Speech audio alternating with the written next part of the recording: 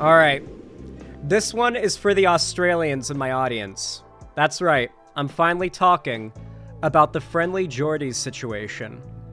You see, a little while ago, I covered this video by popular Australian YouTuber, Friendly Jordies, in which he basically exposed a shitload of corruption in, I believe it's New South Wales? Is that right? It's been a while since I covered the original video. This is about a year and a half old now, but there have been some pretty substantial developments in this story that have led to Friendly Jordies being forced to take this video down. So we will be watching a portion of a re-upload here. And there has been multiple other uploads that are sort of, I guess, giving us updates in the situation, with the most recent one being statement from Friendly Jordies, I believe, is the most recent one. Is there anything newer? Let's see. Yeah. Statement from Friendly Jordies is the most recent one. And we're going to be watching... No? Well, that is the most recent one uploaded on the channel. Am I wrong? Am I blind?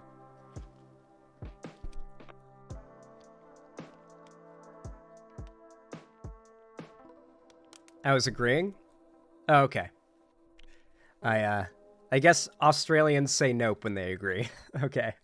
Anyway, this video by Friendly Jordies is called Coronation. Now, what I remember from when I originally went over his video talking about this is he exposed, like, the gambling lobby and a bunch of other corruption in the Australian government, and mysteriously, his home was firebombed while he was away. And obviously it wasn't known that he was away. He was supposed to be home, sleeping in his bed, but his home was firebombed. And I know that I Did a Thing, another Australian YouTuber, made a laser-guided, like, auto turret for him that would, like, detect the faces of the people he was pretty sure were responsible for the firebombing and, like, shoot, like, paintballs at them. Or something like that. Just something real funny. Yeah, it's some pretty good stuff has come out of it. There's been some good comedy, but it is a pretty serious situation. And Friendly Jordies is unironically being, like, oppressed by his government for daring to expose corruption because they don't have the First Amendment in Australia the same way we do. I really think this whole situation is a perfect look into how lucky we as Americans are to have the First Amendment, to have freedom of speech. What it would look like if you criticize the government in a first world Western nation that looks a lot like America, but lacks one fundamental thing that they could have in common, which is the First Amendment, existing in the same way it does for us Americans. Because he has truly been oppressed simply for trying to be a journalist. So let's go ahead and get the refresher on the original Coronation video here, and then we will watch the more recent videos he's uploaded to find out what's going on now, because things have not been going well for him. Also, I am going to speed the video up a little bit, because it's a bit long. Hopefully you guys forgive me. God is going to stop me doing what I'm going to do to you. I know where your parents live, and I know you have a dog. I'm going to stab it. That's a threat that the police allege was made by a notorious bikie who, for legal reasons, we can't name, so we're just going to call him Tony K. Police allege he made this threat over the phone to... Okay. One sec. Bikie who, for legal reasons, we can't name, so... Bikie just means, is like a biker, right? Like a biker gang member? I assume this is like an Australian slang for biker gang member? Okay, just checking. I thought that's what it was. It sounds like that's what it is. Boykie. We're just going to call him so Tony Australian. K. Police allege he made this threat over the phone to plumber Stephen Toy back in March of 2009. What was alleged by police to have happened in the weeks after this threat was made is absolutely, for lack of better words, insane. If you follow the people, the money, and the companies that were all connected to Tony K and this threat, and you follow them for years down the line, what you'll find is a web of disturbing connections to some of the most senior political and senior business figures in Australia. This is a story about the kings of Sydney's property development industry, an attempt to make sense of their coronation. The following information has been gleaned from court documents and police statements Friendly Jordies has viewed, namely from police statements of Stephen Toy, a self-employed plumber from Western Sydney. We'll begin in 2009 when Stephen Toy, then aged 27, alleges he was friends with a man by the name of Andy Nahas. Andy Nahas at the time was a 20-year-old man from Maryland. His family had been in the property development. Now, this is going to be very confusing. He's going to name a lot of people who are popular and well-known in Australian politics, and so he doesn't really explain who they are and doesn't really, like, dwell on explaining their story and their background as much as you might like, because he does generally target a Australian audience with his videos and his commentary, so it might be a little confusing. However, the most important thing you should remember is that in response to him exposing this stuff, his house was firebombed. So he's onto some pretty juicy shit. When the response to exposing it in your video is your house getting fucking firebombed. The police deemed it arson. They deemed it a firebombing. It was not an accidental fire. It wasn't like some crazy coincidence or anything like that. His house was confirmed by the police, in their words, to have been firebombed. It was an act of terrorism committed against him to silence him. Business for quite some time, running Nahas Constructions. Stephen claims that he knows Andy from growing up around the Guildford, Marylands area, and that he also went to school with one of Andy's older brothers, either Joe or Fadi Nahas. Joe, who also goes by the name of Yusuf, was director of Nahas Constructions at the time. We'll get to that company soon. Anyway, the police statements given by Stephen Toy detail this strange story wherein Andy is owed money, around $4,500, by some man who was unidentified in the first statement, but in the second is referred only... So, what I need you all to understand is that the Australian government is one of the most corrupt first world nation governments out there. Like, think of it, like, out of all the headliner developed nations in the West, Australia is the most corrupt governmentally. One of the most corrupt. Obviously, there's some that are a little more so, but Australia is pretty up there. It's been bad for a long time, and pretty much every area in which there is a problem in the Australian government, there are people who have a lot of money ensuring that problem does not get solved. From gambling, money laundering, like taking land from indigenous people, pollution, just imagine an issue that is a problem, and there are very powerful, wealthy people who have got their hands very shamelessly and obviously in the pockets of the politicians, keeping those problems around. We've had a conservative business party in power for 75% of our history, Zan. Yeah. There is a serious amount of corporate greed rife in Australia, and Friendly Jordies has basically made himself the headline of combating and exposing it, particularly in his region, in Sydney and in, like, New South Wales and all that. So he is facing a lot of shit for it because journalists and basically anybody in Australia do not have the God-given First Amendment right to criticize the government. That's kind of illegal in Australia if they just decide for it to be. Not to mention how loose and easy to act on libel and slander laws are. It is very, very easy to sue someone for libel or defamation in Australia. You just don't have the freedom of speech in the same way. Not to mention the people who are doing this corruption are so powerful and so interconnected with criminal gangs that they are able to be behind the firebombing of this guy's house because he exposed this corruption. Yeah. Australia's got some pretty crazy shit going on when you criticize the government, your house gets firebombed. At least I would say so. To as Andrew. The lack of $4,500 forces Andy to borrow $1,000 from a different unnamed man. Stephen, being the good friend he is, realizes his mate knows Andrew's older brother, so he approaches that mate to see if he can get him to convince Andrew to give Andy back the $4,500 that Andy lent. You following? Yeah, look, it's an extremely convoluted chain of debts that doesn't really make that much sense. And in all honesty, I don't think it's entirely true, but just keep following. It's worth it. Stephen's mate does approach Andrew, and Andrew pays Stephen's mate the $4,500, presumably under the pretext that that money will go back to Andy. Once the money is paid, Stephen calls his mate, who apparently says that he's just going to keep the money for himself and not give it to Andy to who it is owed. Thus, Stephen, being the good friend that he is, claims that he began to give Andy a couple of $100s here and there to help him out. Here's the statement. I agreed to help Nahas by giving him money when I... Dude, who remembers the Friendly Jordies video we watched where he goes over the corruption of, like, the gambling lobby in Australia? How criminals have, like, notoriously used it, like, gambling, like, areas and casinos for money laundering. And, like, they walked in with shirts saying, I'm with money launderer. I'm also with money launderer. Up to the front desk and said, hi, we're here to launder our money. And they, like, brought them to a slot machine so they could launder their money. Like, they absolute, like, the employees will just be like, oh yeah, the money laundering area is right over here, sir.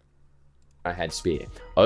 At one point, they walked in like, cartoon prison inmate clothes to look like as big of criminals as possible.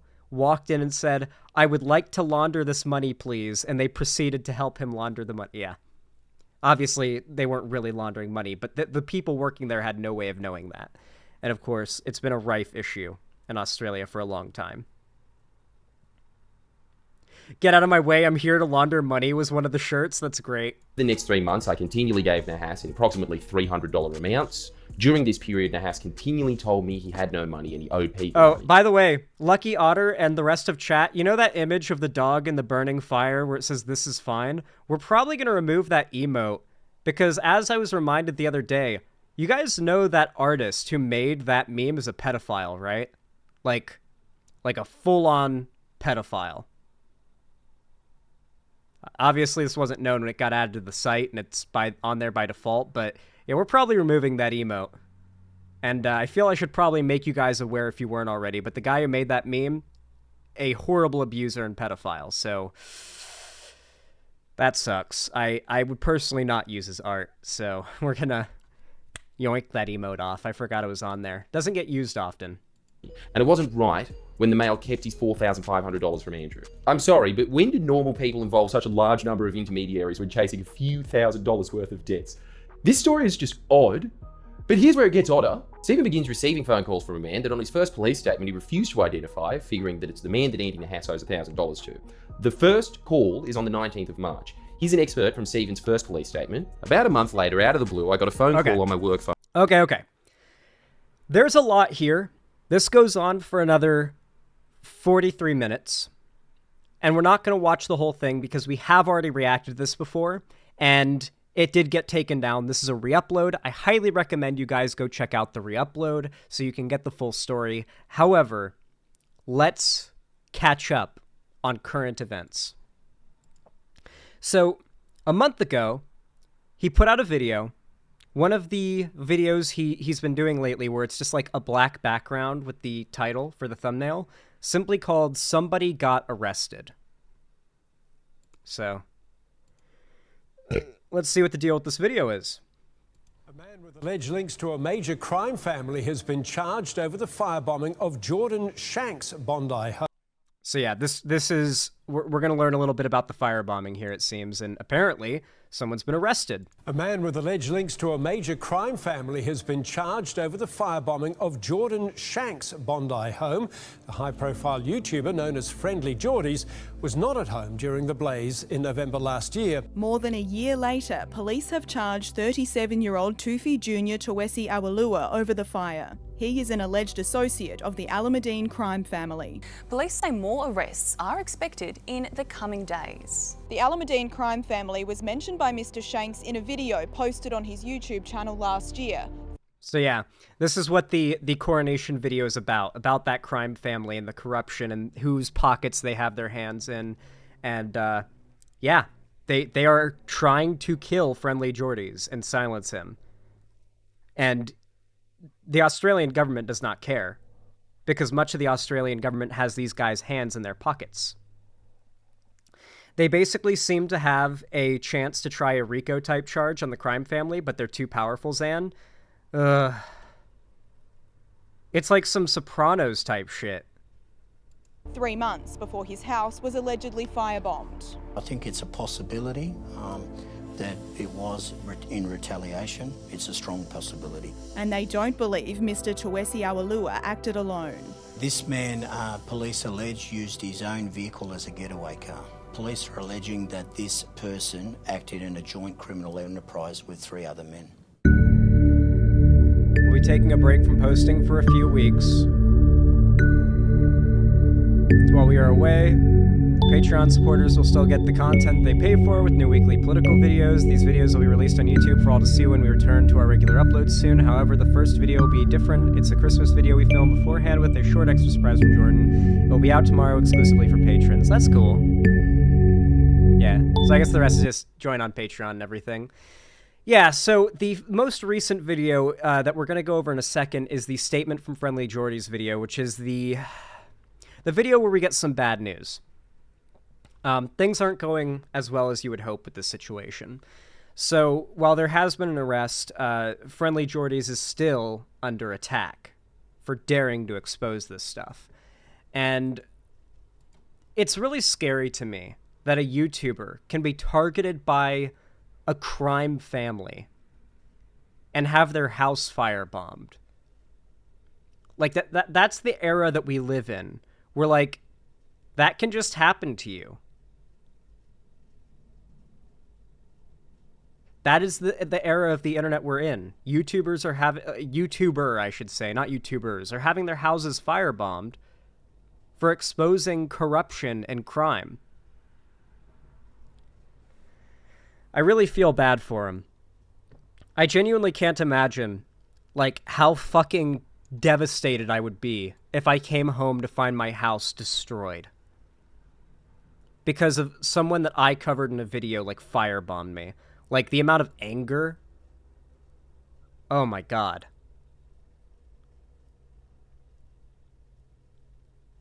This is a result of his journalism, Xanderhall. He's peaked, lol. I mean, this is very clearly an indication that he's good at his job, no doubt, but I doubt that's much consolation when his house is, you know, burning, right? Anyway, this is the new video. A Statement from Friendly Jordy's. Is this the most recent one? Just making sure. Yeah, it is. Okay, so yeah, 13 days ago he put this out. I obviously wanted to cover this way sooner, but unfortunately I got waylaid, and so I'm getting to this a bit late. But we're getting to it anyway. You might have noticed that we haven't been releasing videos after the police arrested a suspect for the firebombing of my house. While we're very grateful for their persistence throughout this ordeal, we felt it would be prudent to see what the response would be from certain individuals. Their response has been one of rather perplexing confidence. Buoyed by the lack of further arrests, they have decided to be much more blunt with their requests, threatening anyone they believe had handed over information to assist with the creation of the video Coronation. This video detailed links former Deputy Premier John Barilaro had with development company Coronation Property. The video encompassed more than Coronation Property Associates. It included an array of spirited characters, many of whom were enraged with its release. Police have made it very clear that many of the prime suspects in the firebombing are in that video. Now, over a year later, these figures are once again venting, threatening dire consequences if the video isn't taken down. Given these people's colourful history, we don't consider these to be idle threats.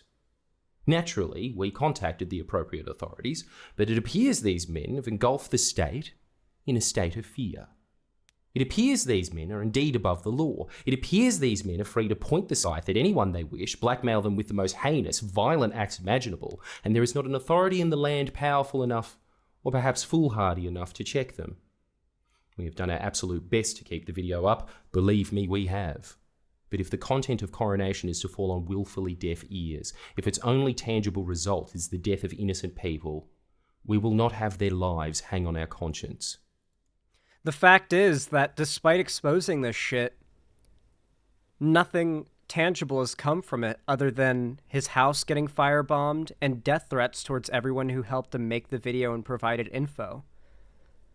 And so from his position, what's the point in continuing any further? He's putting himself and other people in mortal danger with a crime family that is known for silencing people with death and tried to kill him already. He can't continue this if nothing is going to be done about it. If the police, if the government aren't on his side in the way that they should be, then how can he be expected to continue this? He can't be expected to sacrifice his life and the life of, like, friends and other people who helped him put this investigation and video together so that, like, what is he supposed to do? He's a guy who makes YouTube videos. In other words, you win. We're taking down the video. Congratulations, you run this city.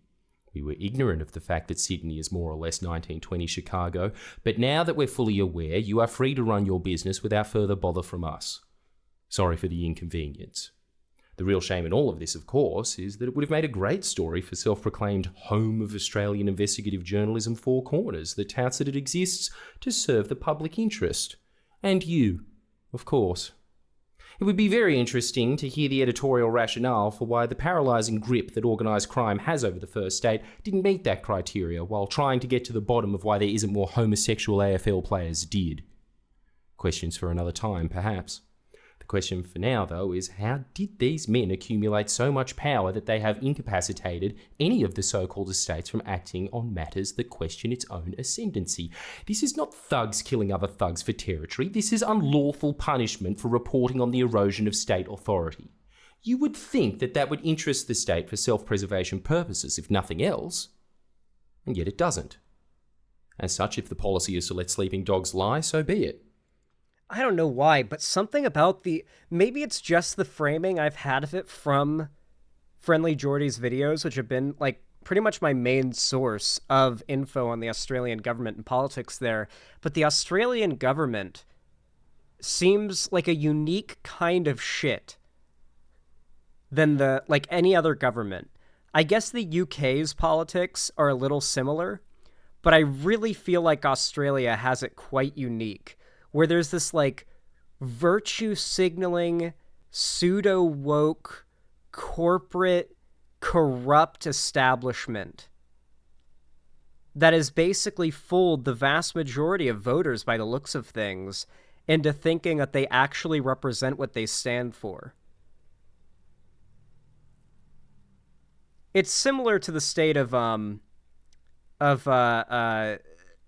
like, America, a bit, but kind of different, because most of these voters are kind of cucked into believing that they are voting, like, progressively, I think. That's sort of the vibe I've gotten. Yeah, it's manufacturing consent. It's like the Australian government reeks of it. We're cucked by business interests? Yeah. Yeah. It's like, it's uniquely frustrating for me. There's just something about it that upsets me. We can live with that. In fact, we have no choice. We've learned that there is a currency that is far more dependable than the dollar, and that's terror. We can take solace in the fact that we did our part, more than we will ever be able to publicly divulge. We ran out onto no man's land without any support. And support never came. Statement from Friendly Jordies. Damn.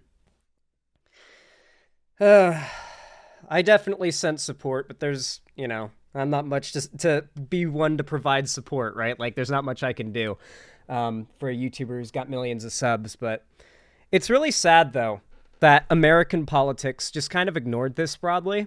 I know that a lot of my own Australian fans have been quite thrilled that I've covered this whole saga as it's unfolded, because I know a lot of big lefty content creators have kind of ignored it and have not covered it. I really can't think of a single large lefty figure who has covered this substantially and brought attention to it. So I'm glad that I was at least able to play a part in that, but I imagine if more of the online left, which exists almost solely in the American political sphere, had come to help Friendly Jordies, at least insofar as getting his content in front of more eyes, to get him more support, more Patreon donations so he can afford a better place even.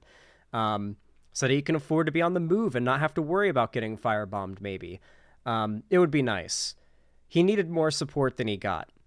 That's just the fact of it. It's sad to say that this type of corruption is probably not going anywhere anytime soon. This crime family got almost exactly what they wanted. The only thing they can't stop is the fact that they got exposed. I doubt they can do anything to me, though. Being American. I don't know, maybe they send a guy to come get me, but I don't even think they could take down my content, right? like me covering this, I don't even think they can like claim my videos. I'm sure they could try maybe, but I don't know. Maybe. We'll see if any of my content on Friendly Jordies gets like privacy takedown requested or something. That'd be interesting. Has he left Australia? He probably should. It might be smart, but I mean, that's a big ask of somebody. It's like leaving the country you grew up in where all your family is and all your friends are, like, that you're familiar with. But, like, that's a big ask. Like, it's like telling someone to drop everything and, like, start a new Minecraft world, but in real life. Like, just sell everything you own, move to another country, and start from the ground up. It's a lot to ask of someone. Yeah, you're moving to another continent if you're leaving the country when it's Australia. Like, it's kind of hard to leave the country and stay anywhere nearby. Will another country even accept you as an Australian? That's a good question. They are quite dangerous people. That country started out as a penal colony, you know?